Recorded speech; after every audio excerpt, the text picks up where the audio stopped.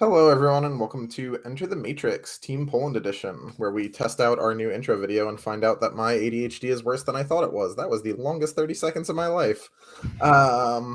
This week we are doing Team Poland. As you can see below, there is Typhus and Majson. We are joined by Innes to help ask questions because sometimes my brain misfires and it's good to have backup. Otherwise, we would just have Typhus talking to himself for a full hour. And as interesting as that probably is, he does that enough during the week. So we'll give him a little break and let him talk You to need others. sometimes to actually talk to intelligent people, okay? Yeah, once in a while it helps. That's why I never talk to myself. So that's the plan. That's what we're here to do. How's everybody doing? You want to introduce yourselves, except for Innes? We know who you are. Bison, maybe you first. Yeah, you lead the way as the new man to the show. Hi everyone. I'm new here, new guy. So basically, I'm a Team Poland 40k player. This year, this was my. I attended the first WTC event, and I played their Harlequins, but I'm not limited to that. So I'm playtesting basically many different armies that gives options on the table. But yeah, that's pretty much the introduction. Cool. That's such a humble introduction for how brutally you performed at the WTC, for especially I was against my team. Bison is usually undermining himself. First of all, he is the guy who makes people drunk by not giving them alcohol at all. So that's a statement by itself. Nearly like Jesus. Other than that, he was actually my co-captain, in a sense that I ran nearly all of my ideas I had through him to make sure that what I'm thinking actually has some backing in what other people think. Because if you're doing it by yourself, you can easily trap yourselves in a spiral of wrong ideas. And Majson was one of the guys who's also within this year. All of the tournaments he attended, he only didn't win one of them, and that was the one he was attending. He was organizing. That's pretty good. And he wasn't too able to play after Friday night. That might, that was the case. I have to admit. And the rest of the team wasn't able to play on Sunday night. Oh, not night, morning. So Make of that what you will about the Team Poland internal environment. Yeah, and we finished third. I played 2 games myself. At the same time? No, that was the other tournament when I played 2 games at the same time on 2 tables. I got 33 out of 40 points from those 2, so I'm pretty fucking proud of myself. Although it was in peak AdMech, so I played only 1 turn with AdMech. Oh, come on, it was the easy mode. So you flipped the coin at one table, wrote down 20, and then went and played a game. Yeah. And scored 13. Easy. Was pretty good. Easy. So, before we get into the juicy question stuff, this is Stat Check bonus content. If you're here, you are part of the Patreon. We appreciate all your support. There will be links in the comment description below. This is how I get around having to stumble through HTTPS addresses. So yeah, click the things in the place. So yeah, let's go through it. What were your guys' feelings going into this event? Obviously, there was a bit of a gap year with COVID, so you had a lot of time to get ready for this one, and then all of a sudden, not a lot of time with Nephilim to get ready for this one. So how was that? Before I get into that, I just want to say that the new StatCheck logo, I just hope it's not at all related to actually how competitive AdMech is. Because then you guys aren't really good. Yeah. That's never been part of the deal. It's just a cool looking cog. That's like us, a cog in the machine. And unlike cool AdMech, I'm glad you pronounced it well. Yeah. I'll not say that. I don't know how well my accent will bear that. Yeah, probably not. Okay. Great, cool looking cog. Anyway, coming back to the question, Yep. I'll let myself answer first, as I was longer involved in the whole process than Majson was. Mhm. So we basically started process for the 2020 brain. I'm fucked. 2022. Oh yeah, that's what it was. 2022. We started kind of like uh, at the start of the COVID, basically. Not even COVID. I think it was. Yeah, I think we started it around COVID. We at one point we decided that we are gonna play on TTS, Okay. and the whole idea kind of exploded with us finding out that many of the actual competitive players are willing to play on TTS, and a lot of people actually having time to play on TTS. Right. So soon after, like we played 2 leagues online, we realized we can use it for much more. So we started organizing those 8v8 games with other nations. I think first we had, for example, against England, when no one could leave their house, Right. and then we had even some games within our community. So we played like 8v8s within our community to get people accustomed to the format. Then there was Greek Hammer event, which was another 8v8 tournament. So we had a lot of use from TTS to actually get people familiar with the whole format, because we had a lot of people new coming in, and unless you have new people who get onto that level, you cannot kind of sustain the being on WTC, because it's not only hindering your own team whether you can bring the best team yourself, it's also hindering your testing after the list, etc.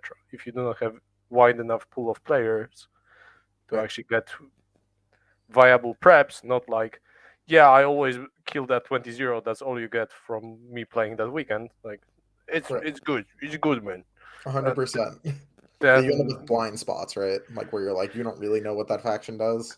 yeah, and we actually realized that quite early within those scrims with players playing pairings that they shouldn't win, but they estimate it as a win because they played against a worse player. Right.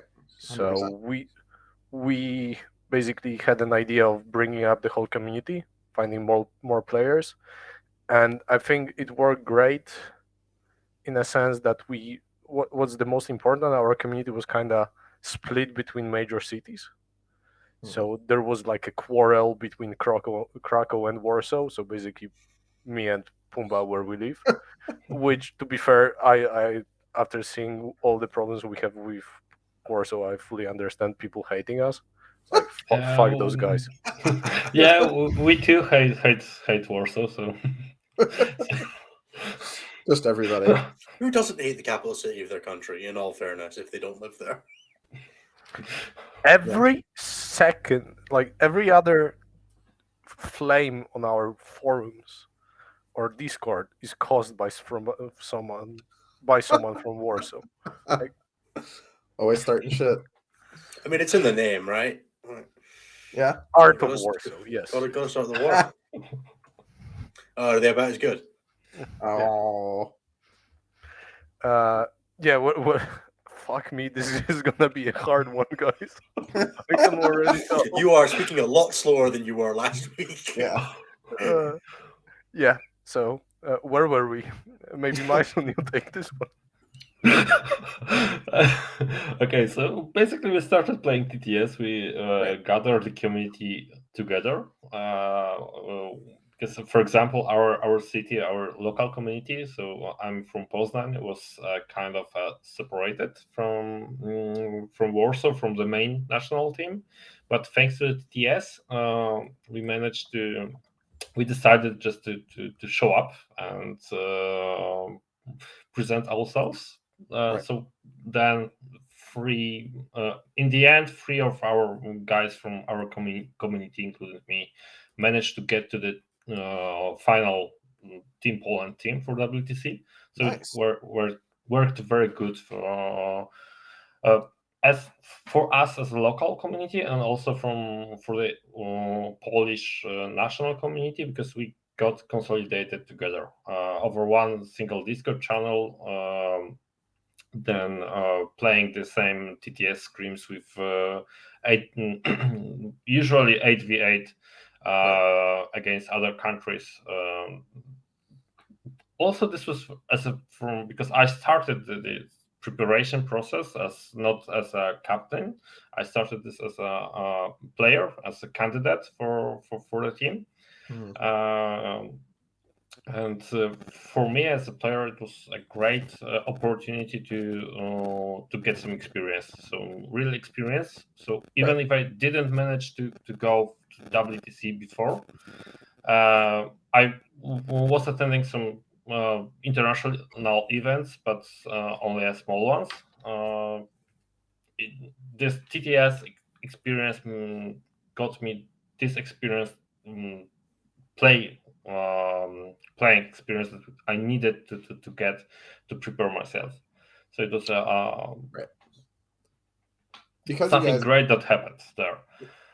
Yeah, because you guys haven't, because you hadn't been to the WTC before, even though you hadn't been to the WTC before, you had played so many of the TTS scrims and games that you were at an experience deficit, because nothing really replicates being in the room, but not really, right? You were definitely probably sharper than anyone would expect a normal first-time attendee to be. And also, it was a great thing to meet the people who we played before at TTS in real life, and this was also the good opening. So we started discussion at the table. And basically, for me, it was really great experience overall. Yeah. I would like to add to that. I feel my main idea when I was trying to set up all those 8v8 games, I knew that whenever you play singles, the experience you get from that doesn't really translate to actually the team play. So what I try to do is that even if you play 5-man team events, they are way different than 8-man team events, because you usually still have top 5 of the game. It's quite clear. Maybe you have top 4 in a very bad meta, maybe top 3. And then you need to figure out two armies. But top 8, 8 armies give you so much more room to actually figure out new things. Yeah. That's what we try to enforce. People looking for new stuff, not net listing armies. So we played most of the scrims trying out different ideas, different team compositions, where something will work. That's why we finally ended with the team composition we had, because we had some experience with potential problems with table choices, etc. Right. So there was that, and also there was another layer that, as a team selectors, we try to enforce players to actually go to any international events, team events, so we can also see how they handle the pressure, and not only pressure, but whether they will have any language barriers, which can be also a huge problem. Right. It's something that you never know unless you see a player at the table. Some players can crumble under the pressure, and that's what we wanted to make sure won't happen at the event itself.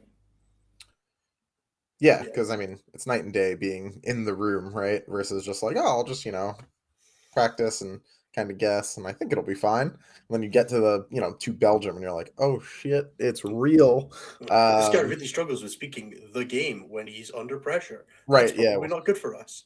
Right. It's insane how much privilege you have just being the language that everybody else speaks. Not having to think about this, so it's really good to get that. Yeah, I hope you're not talking about Polish, because if any of you motherfucker knows Polish, I feel so sorry. No, I mean us being so for people who speak English, not having to do any extra work is. Do you speak English though? Sometimes I'm not sure. If you listen to NSN 1.5 times, it's not. It's gibberish. I just get really excited. I get the Coventry shit talk flashbacks. It's not easy. It's not easy. Oh man, dude, some of the non-sober Ennis is unintelligible. It's not even the second he's normally fine, a little drunk, gone. And you're trying to engineer this in New York for some reason. So I didn't say I was going to get you drunk. Anyway, Cliff did. that's true. For those of you watching, this is roughly 12 hours before you fly to 11. America for the first I time. leave in 10 and a half hours for Edinburgh. There you go. I have to pack and sleep in that time as well. Yep. So Plenty. yeah, plenty. Easy. It's not even a my problem. only goal is to have a better time than Typhus did when he last traveled. Yeah. Which seems fairly easy given the context. Yes, it is. Yeah. So we're leading up to the event. You guys are doing scrims. Everything's going pretty well. And then, like, right before we get list submission, GW's like, hey, fuck your event. Here's Nephilim. What do you guys do? First of all, I will add a little bit more context. I wouldn't say we're really good at scrims. I think our scrims till the end of the event, like till the dates before the event, a lot of them were draws or maybe small wins. Like we knew, which I think is also a good thing. Like getting a slap on the wrist is actually the best thing that can happen because you do not get complacent. But that was something that actually made us realize that we need to work hard. Right. Like we do not have that leniency that maybe other teams would have. And about Nephilim, that was a clusterfuck. Majson can relate probably to that. I think you, Majson, you were very busy as well. I was for 3 weeks in USA when that dropped. So 8 hours difference to talk with my team was also great. Yeah, like hundreds of messages on every faction topic, and you as the captain needed to get through all of that. Hour earlier than everyone else that I was traveling with to just catch up with Discord and give instructions on what happened. So I was doing that while being in US. And also, for example, when we were driving by car, I was doing pairings, etc. I even wrote a code in Python to actually have something that would simulate my opponent by randomly choosing whatever makes sense in giving a certain estimation table. Wow. So yeah, I was doing that. Fun. And the worst part was also that we had a bunch of people who thought needs were bad. Yes. Let that sink in, guys. And they were going through such shit lists. Like, I would wake up and I would not need coffee because my blood pressure would spike when I would read about 120 fucking Hormagans in Hydra. Oh no, dude. Because that would counter your Moongazer Carnifexes. And I would be like, no. Yeah, so basically we had an idea or two, and then counters to these ideas, and counters to the counters, and counters. I believe in the business we call that high on your own supply. Yeah. So, but after that, I must say that we have majority of us knew everything about Tyranny's Codex. So. Yeah. Everything. So, and then you only used one data sheet of it, so who cared? They used two. Maybe three. Actually, 6. Oh wow! There was one Biovore, one Pyrovore, Gargoyles, Zoanthropes, Neurotrope, Broodlord, and Warriors. So 7. 7. That's more than you had to split 4 mines. So that's more than any fucking Harlequin Codex. Okay. So, let's get that clear. Man, if that's the bar we're setting. Yeah. Harlequins weren't even very good going into the event. We didn't even take them. What do you mean? Yeah, no, Harlequins are trash. What happened? Why didn't you just take Halodoom? Are we getting into that? Already? Yeah, sure. We can hurt me early so that I don't have to deal with it later. I don't think it hurt you that much. I think it hurt me a whole bunch. I know one person who was so hurt that he couldn't play next game. So that's true. It hurt Anthony to watch. Yeah, we were all laughing. Like I was just laughing from the bottom tables. Does like, Majson know look the at story? those guys fighting? Does Majson know the story that I was supposed to play light going into the event? I was like, light's amazing. Just let me play light. And they were like, no, we're gonna have someone else, Brad, in this scenario, play Craft Worlds. And I was like, but why? And they just never got there. So that's the story of how Team USA didn't have light Harlequins. So many teams finally got this Craft Worlds, and many teams thought that they are better than Harleys. So Lots of teams found out, though.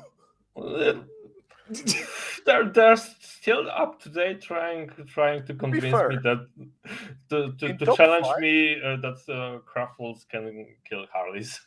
So, but in all fairness, in top 5 there were only us with Harleys and England with that fucking monstrosity. Oh yeah, that list was something. We don't talk about England's Eldar list. And like, to be fair, it's both choices. Let's be honest. Both choices made sense. They just played well into other builds. Yeah. I don't think we gained percentage points with Craft Worlds that we wouldn't have just had with Harleys, though. Like, I think we did well in spite of, not because of, if that makes sense. Where the Aussies went for a very different style with the Masterful Shots list. Right. With the Swift Strikes, which is just a completely different axis, which I could understand justifying over Harlequins, whereas just taking bad Harlequins in the form of Halo Doom was a little odd. Yeah. And then pairing them into each other. Yeah, it's a great matchup. What are you on about? So, but coming back to like the question before question that we've got about the whole Nephilim dropping shit. Yeah. I don't think it was as bad for us because what I tried to have is before Nephilim already have top 8, our team composition ready. So I already had players kind of pre-assigned to armies. And when that change dropped, what I've done, and I remember, I think I was already living to US by then. Me, Duda, and Majson, we kind of talked through what armies got better, which got worse. And then we just had a talk because we basically had like 11, 12 people that could playtest, including us. Right. So not many more people than the actual players, and players need to focus on their own armies rather than playing some dumb shit. Right. What we decided was a pure calculation, which armies we can basically afford to test. So we decided we have those top 8 that we kind of think are good. We noted which of those dropped in power with the CP changes, with the secondary changes, etc., and which got better. So we decided that we do not have time to, for example, test DevGuard, which got way better. We do not have time to test out AdMech, which got better. But as we can see, it didn't really matter.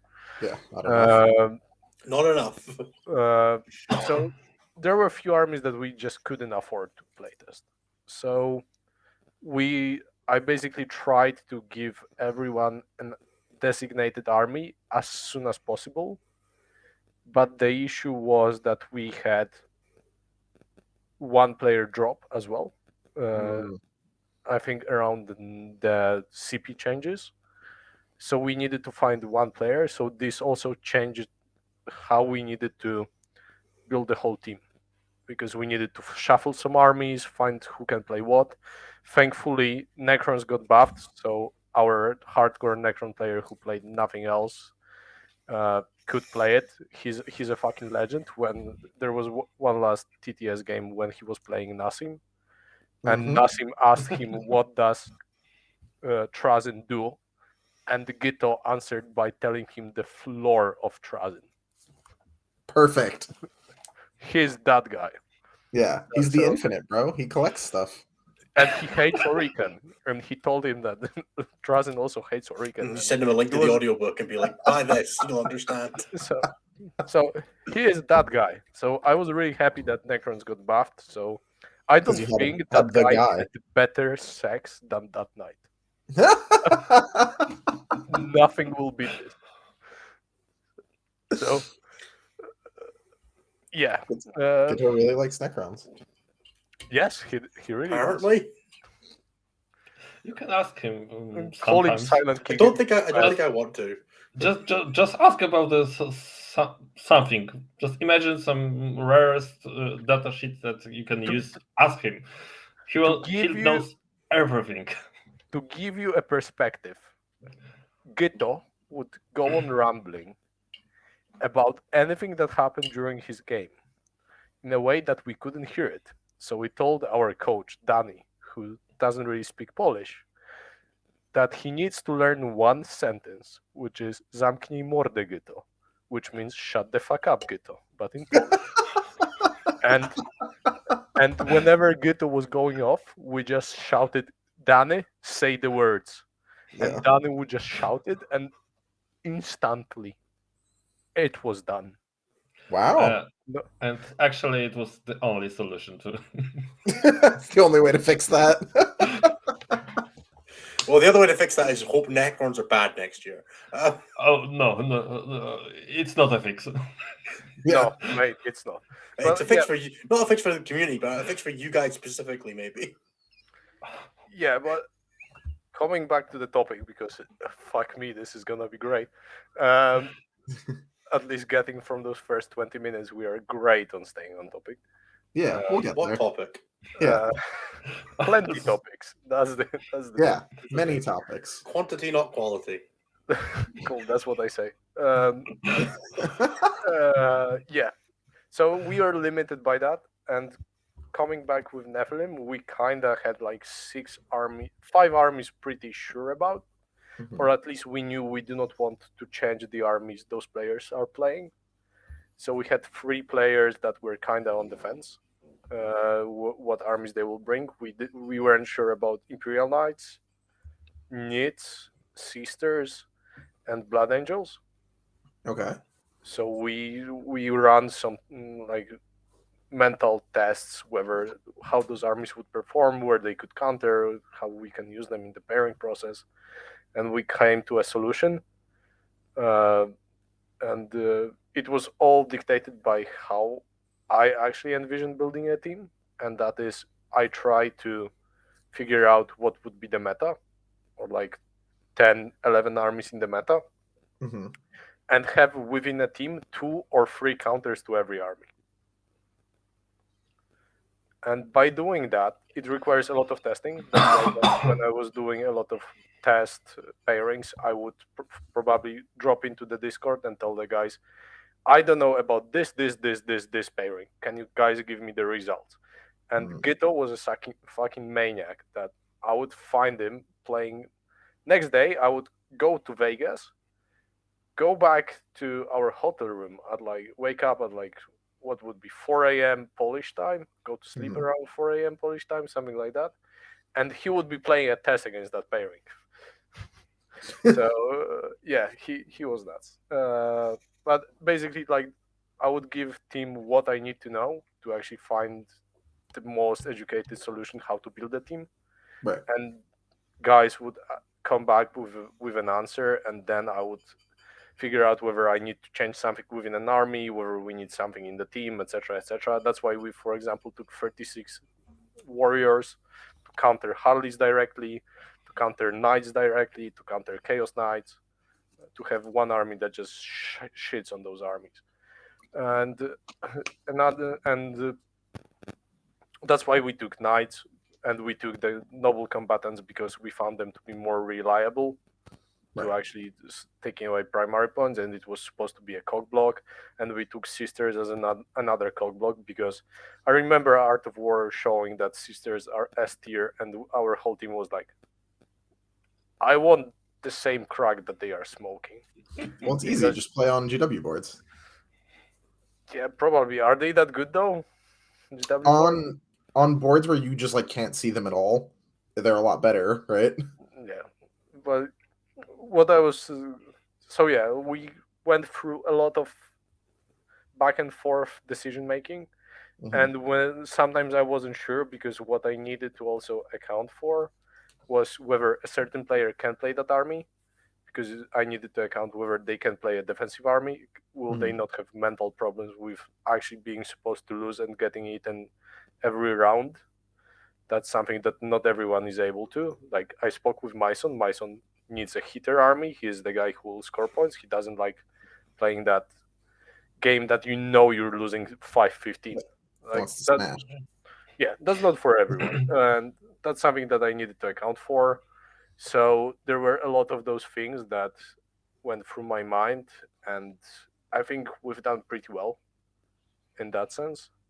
But a lot of that was done when I was in US, and also I was just talking with Majson a lot, like nearly every day, giving what were my thoughts after reading those hour after 4 hour reading those pods about 120 Hormagans in Hydra. So To be fair, enough Yeah. to drive anyone mad. I was at loss for words. My, like, But boy, they do beat Jormungandr Carnifexes. they never tested it, but at least on paper they did. In theory, they had it down. Yeah, mathematically it was sound if all of them hit in close Yeah. combat. Yeah, easy. No, man, you just spent that 1 TP for reroll wounds. It's a great strategy. Yeah. Anyway, How you get through the Leviathan Warriors to get to the Jormungandr Carnifexes, nobody's entirely sure about. But Yeah. Let's not go. Let's continue. okay, more let's do tyrannies. this one. So, Typhus, the original plan was for you to be a non-playing captain. Can you talk to us a bit about what being a non-playing captain entails for you, what it meant when you ended up having to step into play, and what you're looking at doing going forward with that role? so first of all, non-playing captain, I think is a crucial thing for a team for two reasons. There's a lot of admin stuff that a captain needs to attend to. So you need to attend to admin stuff, sometimes dealing with like accommodation, being up earlier for the captain meetings, telling everything about those meetings to the team, being all the time the guy who the refs talk to. So you usually have way less time for your own games. And also there's another layer that when you prepare the whole team composition and stuff like that, you can either prepare that or prepare your own game, Right. which you cannot do both of those because both of them are really time consuming. So having that knowledge, I wanted to have a non-playing captain in form of myself. And there was another reason that I knew we were supposed to have 5 new players, 5 new faces that weren't accustomed to the whole thing. So I wanted to be that person who will handle everything for them, so they will not need to think about stuff. Like during the rounds, I could get the estimations because I knew what I wanted from the team. So I could tell somebody that they need to push, not Right. in turn 4 when it's not really doable. And and doing all of this stuff like handling, being able to actually spy what were the pairings in other teams to actually figure out how they play, and real like going to see myself how certain armies work that we weren't sure after the list release. All of that I hope that I could do. So I would just wake up and during the 3 hour round time, I would spend most of it not at our tables, but Right. come back every like 25 minutes when coaches attend everything else, and then I would make decisions out of all the information I've got. So there was that plan. I even had the plan how people would mark their scores. So I would, going through the tables, I could always see what their estimations are, etc. So I would always have the whole picture of what's happening on all the tables. Mhm. But it didn't work, clearly. And there was that. So I had like more plans, mostly related to the fact that I didn't really feel like playing as well. Mhm. And what was the other part of the question? So, what ended up having? What adaptations did you have to make when you ended up having to step into play? Yeah, that one was fun, boys. Like, to give you a perspective, week before the event, me, Pumba, our sisters player, I think you, Myson, as well, we all got sick. Yeah. And it was going fine until there was a Sunday when one of our players went to his aunt for a grill, and there was one guy with positive COVID at that grill that decided to just show up. and spread the fucking thing to everyone. Oh shit. And guy ended up Not with like, optimal. yeah, that was not optimal, sub-average behavior. Yeah. So the guy ended up with like 39 degrees Celsius, basically visual impairment and shit, like a lot of Holy problems. shit. And I told him that he needs to do his tests because there is a difference between having like maybe like a runny nose or a cold and going with a full-fledged COVID. Right. So I told him that he needs to get tested. So he got like a quick test. And then, as it was Wednesday and we were supposed to leave on Thursday because Holy the event shit. was happening on Friday, we found out the only way that he can confirm that his quick test didn't show up as a false positive was to go for like basically immediate test that would give him the answer, which costs like 1/10 of our monthly average salary in Poland, which is not optimal as well. And that one came out as positive as well. So on basically Wednesday midday, I got an information that I'm playing. Wow, that's late to put it mildly. Yeah.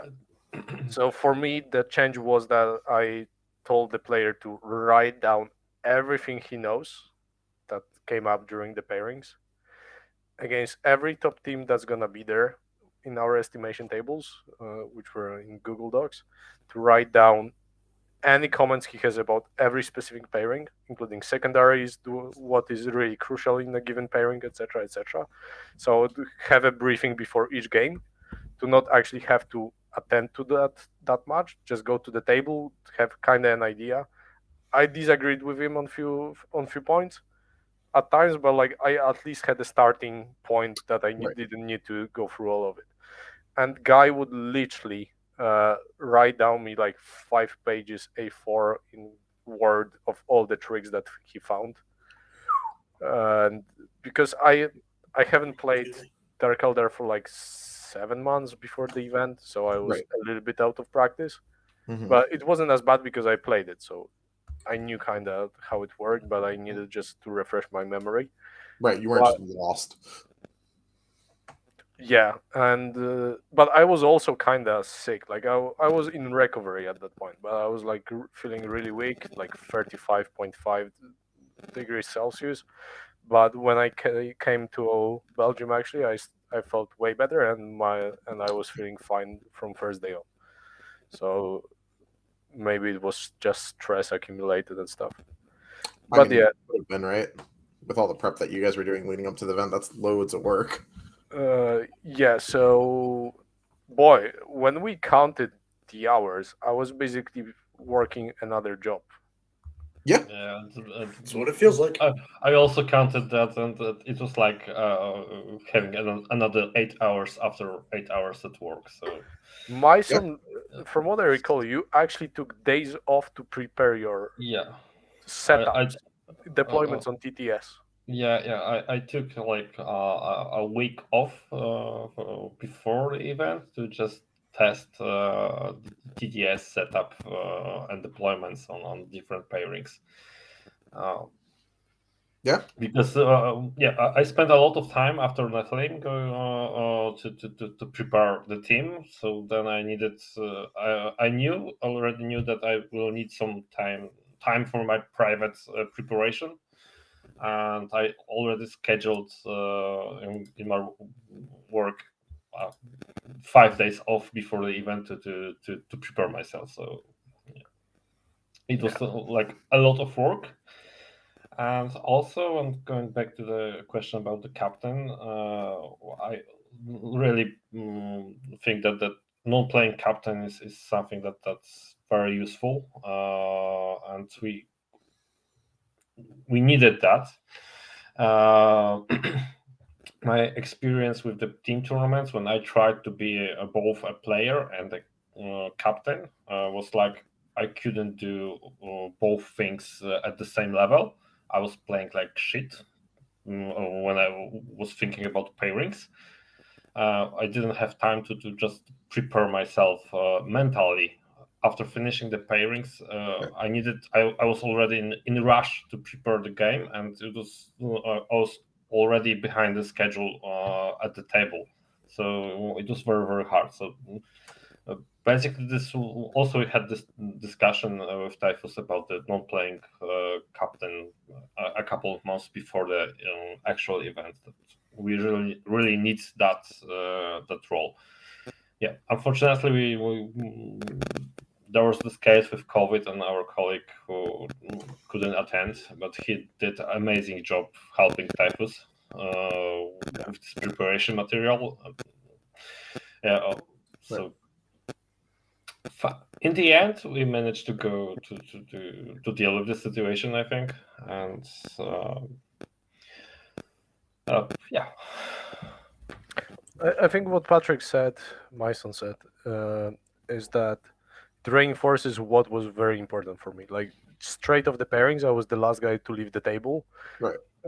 pairing table, because I needed to make sure that some of the stuff was filled in, etc., etc. Then going to play, I was usually the last to start playing, and I'm not the quickest guy usually to play because I tend to think more. So having all of that things prepared was the thing that enabled me to play, I would even say. Right. Because otherwise I wouldn't have that much time to actually prepare for all of it. And yeah, there's so many layers to why I don't think captain should be a player that you can be detached from the games. You can be detached from the pairing process, etc. There's a lot of benefits that it's hard to describe unless you are put in both of those positions of non-playing captain and a playing captain.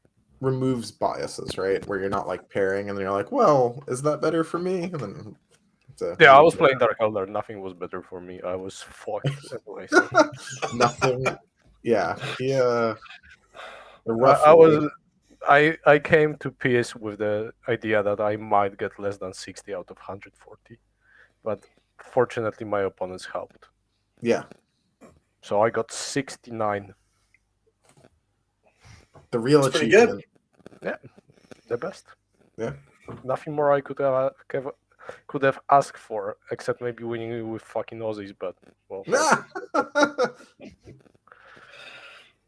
So close. So, what were your guys' what was your team's expectation coming into the tournament? What was I'm guessing from the amount of practice you're putting in, number one's the goal. What were you aiming for? What were you considering yourselves happy with after the event? I want to hear Majson answer this first. I'm really curious what was his approach. So basically, as this was my first WTC event, and majority of us, like 5 guys, were new to that. My expectations at first was like scoring the top 3. That was something that I would call an achievement. I wasn't like targeting the top 1. So winning, because it's hard to expect if you're not experienced and you're the new guy here. It's kind of hard to expect that. We have to win. So that was like my expectations for that. Of course, in the event when we managed to win basically against the France and Germany. So day 2, because we played a lot of scrims, TTS scrims with each other, and like Typhus already said, a lot of them were like a draw result. We lost some of them, so we struggled with these 2 teams. And after winning with so huge advantage, I got that strong belief that we can do it. We can do it. We can win this event. We just need to go 2 more games, and that was that was also some kind of motivating feeling after the day 2. So I for day 3 I came really motivated, as especially for Team USA, and then the Australia, of course. So basically, I started from low expectations, I would say. So not aiming that Low high. expectations, top 3. Yeah, Low expectations. lower than other guys. True. So He's got those American expectations, is what he's got. yeah. So Guys, basically, They did the work. if you expect less than top 3, that my colleagues will be just complaining at me then. To be fair, in Poland, once when we ended up 6th, we were met with pitchforks and torchlights, basically. Like we had Yeah. whole conversations who shouldn't play anymore, etc. Like 40k or WTC? Both. Both. Yeah. Who's gone forever? Yeah, shit was rough. Like because like that's maybe I'm a little bit overreacting, over describing it, but Yeah. whenever we are not on podium, which happened twice in WTC history. So Oh, rough. that was 2018, right? The 20, year we did well. There's the one you guys did. I think it was 2018, 2012, and and 2017 actually. Yeah. It's So great we when had- they know the years they didn't podium, isn't it? So I had 3 years that we didn't podium. Anthony, 2018, that was our teams. It's okay. Thanks, Don. You won with us, so I wasn't playing though. No, you were not. You were reffing that. You're right. Yeah, or getting drunk, however you call it. That's what I reffing. Yeah. So our community has high expectations for us. I think it's gotten a little bit better this year. I feel like there's way more support from our community because how connected it is compared to previous years. Like Right. you would get people who are upset that you didn't choose somebody from their smaller community into our team, and there would be like those smaller fights. But with how we tried out kind of everyone from those communities on TTS, we tried to get them to those bigger team events. I think people felt like it was an actual choice of a team that was based on the competency of the players rather than there being some choices based on how much we like somebody. Right. So when it we tried to be open as much as possible for everyone during the selection process, and I strongly believe that many of players just believe that this is the optimal choice because they also saw the results from the TTS scrims, so they knew that we are just choosing the best possible players who didn't fail with their estimations and then bringing points, etc. Right? Those that were doing the work. And to also reinforce that, throughout the whole year of playing those TTS games, basically whenever a new player would play a game, it would be me, Majson, Duda, Vladi watching those games and actually watching the whole game through and giving a player feedback. So we spent a lot of time to actually make sure that there was some knowledge sharing happening within the community. Well, yeah, you're building I think players, right? Sorry? I said you're building players at that point. Yeah, right? yeah. Because when you have a smaller community, I know not as small as Scotland, from what I recall when we had one with Ines. Oh, but like what you're talking about, small wise. Fuck you. If you need to ask that question, I worry about your sex life. What do you define by small? Yeah, what do you mean small? Anyway, so having done that, I think we took a lot of time to actually build our community a little bit. That's why we had 5 new players, 5 new faces. Yeah, that's amazing. Which was great, and I really appreciate that it went this way. And I think that's a thing that some communities can learn from us, and that's something that I've talked about with Anthony as well. Like the Art of War guys being very secluded from the other guys, basically not willing to share, etc., is a hindrance to the team. Yep. Because whenever you have a really good guy, they should play on TTS. So not only they will watch your games, you can watch their games, Right. which is the best thing. Because when we play those TTS games, me, Majson, Vladi, people would later ask us questions: Why have you done something like that? Right.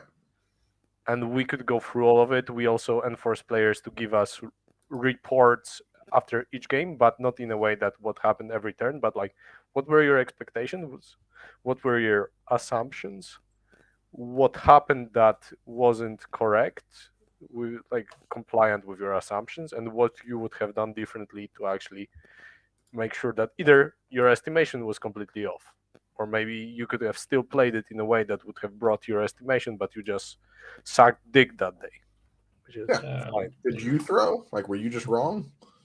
Yeah, we also prepared reports from our games, so and also admitting the mistakes that we made. So we are not like players who are. It was just a dice that decided. No, that there's.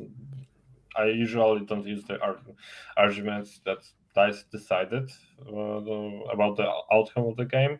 I try to find what could I have done to optimize and to limit the risk, limit the dependency on the dice, and I tried to also to do that in my reports from the games and share that with the community, with the candidates, and later with also with the team. And So the idea behind this is not even for us to understand whether a player knew what they done wrong. It's to force self-reflection on them. Right. Yeah. To make sure that they finish the game and they would actually think about it. Going forward, they would think about what they put into the tables, what tables they would prefer for a given matchup because they maybe chose that wrong, etc., etc. So to force players to actually learn more and more by way of asking a right question. Right. So basically, we gave coaching for free to our community. Yeah. That's the way you kind of got to do it, right? I was gonna say, if you want to win the world event, yeah, I guess that is what it is. And coming back to expectations, my expectation was only one, which is coming first finally. I've won the event previously, but I've never won it as a captain. I always ended up second, which is annoying. That is annoying. And because I always failed that last hurdle, and it is annoying. And when all of it was happening, with the players dropping out, with me stepping in, my expectations got a little bit lower. Like I knew at that point that we do not have the team that I envisioned. Mhm. We needed to make some decisions to actually facilitate for the changes, and that was something that I had in mind. So I was like, I will just perform. Like my expectations were like, whatever we do will be great. As long as it's not outside of top three, let's be honest. Like, Of course. And then I think I had the same thing as Majson did. After winning with France and Germany, I realized like we are what I thought we are. Yeah. And how prepared as I thought we are. You guys had pretty big wins over them as well, right? I think like it was 115. Like yeah, it was big Goomba wins. stomping the shit out of them. Yeah. You did bad things to Germany, right? Like, I Germany you were know, in after recovery World mode. War II, I don't feel really bad about it. Anyway,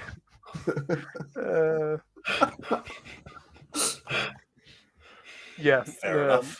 Yeah. And coming into the game with you guys, I think I felt the most pressure I felt in With all us? my 40k life. Yeah, because I knew like you guys were the best team when it comes to actually like being the faces that are very well known around the world. The most and we recognized were team. and we Yeah. were mocking the shit out of all the social media stuff on our Discords.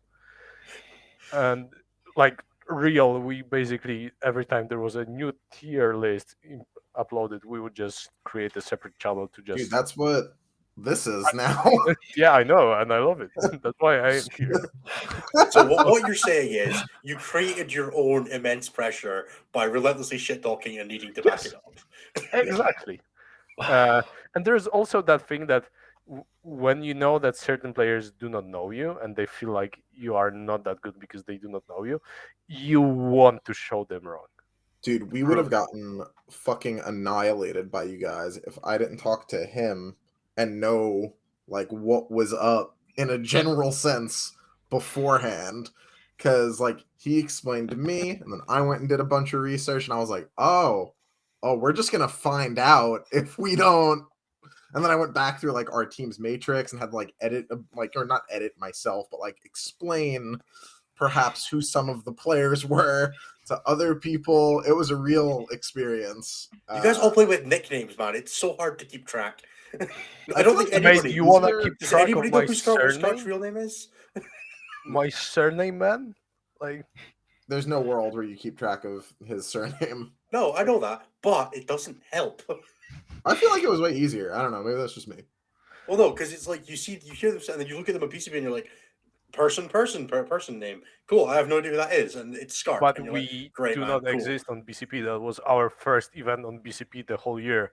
I'm like 12,000 in ITC ranking because I have second place at basically 28-man event Yeah. that Good had job. 7 Yeah, rounds. well done. You're Yeah. you're on the CRS and all that. Like, well done, man. Congrats. Great. Woohoo! Yay. Woohoo. You need to come up for Zero the singles next year. That's all you're missing. And yeah, where I was getting at. Yeah, we put a lot of pressure on us, and I really felt that during the whole pairing process because I realized that our pairings weren't as good because the US team actually had like a direct counter into a few of our ideas that we needed to pair in a way that we would need to sacrifice stuff. And You threw your knights right under that boss. they Chaos they Knights, ran right? into both buses, mate. Yeah, They- the Knights caught both buses, and it just worked out. Yeah, and this was actually a choice that we knew and took in this situation. But yeah, after we won, I felt like that was to our detriment. Actually, everyone knew that we've done what we kind of also wanted to do to prove that we might be unknown, but we also can kind of push those plastic toy soldiers around without earning a lot of money for it. Yeah. A lot of money is overstatement, but like, Relative. yeah. You too can earn roommate in your 30s money by becoming a 40K coach. If that's all you do, yeah. Yes, great. Yeah. Great. I could eat toasts with Kraft cheese, etc. for life. Yeah. For that Yeah. coaching money. Sweet. Yeah. Typhus And- lives with a roommate very technically. Yeah, lovely. In my 30s or 40s. That's Yeah. what I want to do. Yeah. I'll ask Julia about it. Just give me Yeah. See what she has to say. What if I just quit my programming job that sent me to Vegas last year?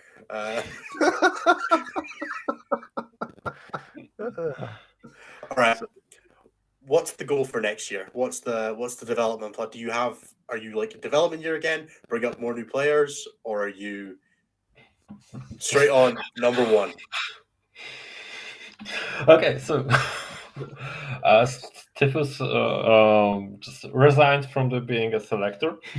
So yeah, and but we still believe that he'll manage to get into the team as a player, maybe. He's old. If Who you knows? force him, Yeah. If he can walk. if he can walk. I've that's a- played with a cast once in my life. So and I won that tournament, so You guys have to wheel him around the table like Yeah. Professor X. I 40K actually players have fucking mental problems, man. I actually had the cast from here kill my ass, and so it was great. Anyway, That's amazing. Back to the topic. Yeah, I'm focus. I'm currently the selector with Pumba and Duda, so we already started the selection process. We are training and using the same, more or less the same structure we used before, with some modifications, of course, lessons learned.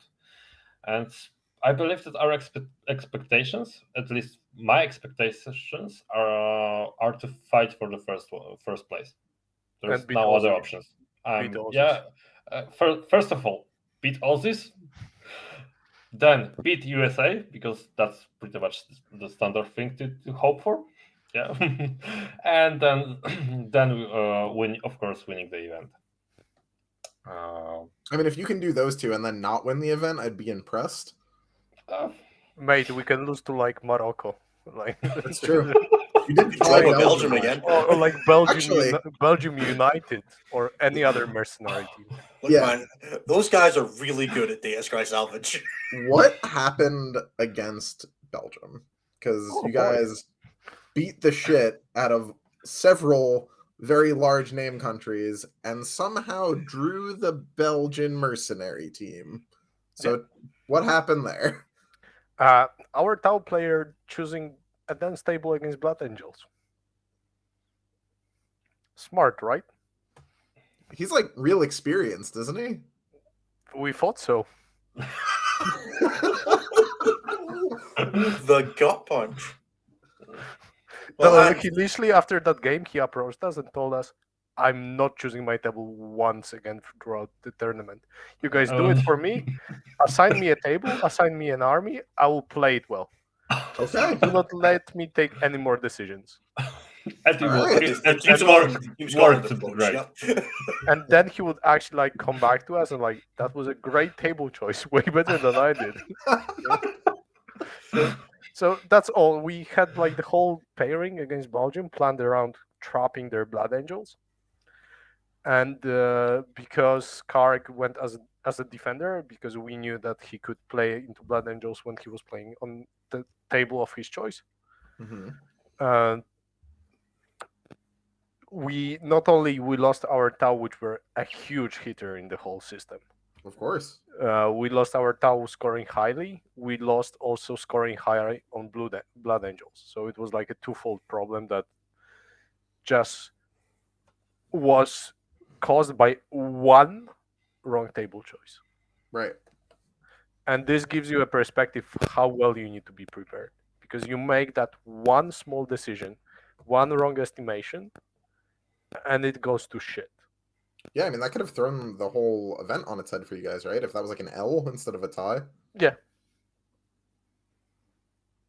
And one game like that can actually happen that there's only 10 points difference from winning and losing, right? Right. If instead of going 15-5, you lose like 3-17, you suddenly lost instead of 1. Right. Yeah. So there's that. But I think we handled it greatly within the team. We just grabbed our food and told each other that from now on we just need to fuck shit up. Right. And there is no going back. I grabbed every person whose score was contradictory to what they estimated, spoke with them what went wrong, what are the estimations moving forward, what should be done differently, and we proceeded going as normal. And then they scored 125 points against Denmark in the next round, going 7-1. Yeah, against them. Yeah, I was the draw. I got the draw. The people's but champion. as you know, Drakari can have so good see matchups. So when you go through next matches, you can see which game was played by me, because that's the one that wasn't won. you played Tyranids, yeah. So Yeah. Ridiculous, Typhus. Why did you not do better? Yeah. He played I some could have been scrub. 130. He played some I scrub mean- later in the event and limped his way to a 7 or an 8. Too many. Perfect. I guys- scored Oh. fucking 6 against that's mind boggling. I played against Aussie Knights. Guy had trans Hitman in close combat, and On everything. ignoring AP1 Yeah. with 3 big knights, 1 giving no pain, 7 Moiraxes with 2 flamers, and I still scored 12 from retrieve data and 14 from Linebreaker when he had his whole deployment with 6-inch heroic interventions. Yeah, easy. Okay, good. I should have lost that 20-0. Straight But up. you He should didn't. have just turned off his brain and just went boom. Yep. So yeah. Outsmarted himself. I did the same thing. Nick was like, get 12. I was like, you got it. And And it did not work for a single point after that. I hang out. He told me to be conservative, so it was. And then he came over in the middle of round, what was that, like 4? And was like, I need a push. And me and Typhus just looked at each other and started laughing because like the game was over. Yeah, I think we counted our points like turn 3 and we were like, yeah, we know how it's ending. Yeah. Perfect. So one rounding out question. If there's anybody in the Polish community who doesn't know about you guys and wants to get in touch or get involved, where can they find you? So basically, we have like 2 main outlets. I would even say we kind of have 3 nowadays. One of them is obviously Team Poland 40K, which is our Facebook page. We also have our podcast in Polish. So Pumba for one moment tried to make it in English, but it worked as always. And so we have our podcast, we have our fan page, we also have our national league, which is also available to everyone. And there we have our Discord that everyone who joins basically has a chance to interact with the whole national team. So there's Awesome. plenty of those. Perfect. Anything to say to the guys that were on your team this year, and also the supporters, the 40K players in Poland? Obviously, I'm really proud of what was achieved with when I think about all the things that happened coming up to the event, and I'm actually amazed how much work certain players put in, like Majson taking a week off to prepare deployments, Pumba literally playing 50 games till the event since the Nephilim dropped, Gito telling his girlfriend that they will not see each other for this month. Only time He said that to Trazen? he caught her into a Pokeball and was like, "Nope, that's the stasis field for you, bitch." Yeah. Yeah. Only time they actually met, I think, was when we went to Poznan actually for weekend of playing, and we went out to a like river bank where you could drink alcohol. That's where she went with him, and we were talking about 40K there, so you know. Powerful energy. But she knows Strong. the shit about Tesseract Vault, so he I'm raised sure she her well. does. Yeah. Like every poor lady that he goes on a train with, they all know everything about the transcendent tongues. Yeah. It's really important. So yeah, all the poor passengers from the trains, the planes, or and public communication. Whoever sits Yeah. next to Ghetto. I'm also proud of my team that we also managed to do one thing, and that is paint models on a plane and in a bus to the event. Actually, the stewardess's face when Skarg asked her whether he can use spray guns to prime his crew on the plane. How did he get the spray can on the plane? Good question. There's no answer. Just, I don't think I want one, just in case Yeah. I get accused of something. Yeah, like having models painted before the event, that's lame. So yeah, I do feel like this was a great team, also in the sense of how well we meshed together. Right. Like we were a group, a tight group. We went everywhere together. We just enjoyed our time together. After the games, we would go to a bar and just sit down, then end up in our on our patio where we slept, were in the hotel we slept. So I think it was a great event, and I'm really happy that when I talked with guys afterwards, they felt, even though how much work it was it, and how ex- exhausting it was. Yep. They felt like it was the best event they played. Like it was the most fun, the best experience, and I think that was a thing that I heard from all of them, and I'm really happy because for me, this event was also showing that this is what should, like the top thing in the 40k community that you can get. And I wanted to show new players that you can get to that level, even if you are kind of less known player. So Yeah. I was really proud that we've got more fresh faces actually attending the event within our team. So yeah, that's from me. Maybe Majson, you have something because I'm a fucking attention whore and I tend to steal the show. Before the actual event, I was like bored with the game. I was like, it's not fun anymore because all Nephilim changes were like boring for me. The game got just flattened a lot, and then I came to the event, played there, and got this fun from playing 40k that I had before I uh, when I started playing the game. So I was like, it's completely something, um complete, not completely new feeling, but refreshing feeling. Yeah. And now I just need more. I need more of this experience that I had during WTC. Just I want more, and I want to play more and more and more, and to win the next WTC. Yeah. So It's so addictive, isn't it? Chasing the dragon. yeah, it is. There's nothing else like it. It just doesn't. You can't compare it. I'm already lost. So Like in Leicester, I had a talk with Mike Porter about his ITC track this year. Like that he has like what 42 wins, one loss.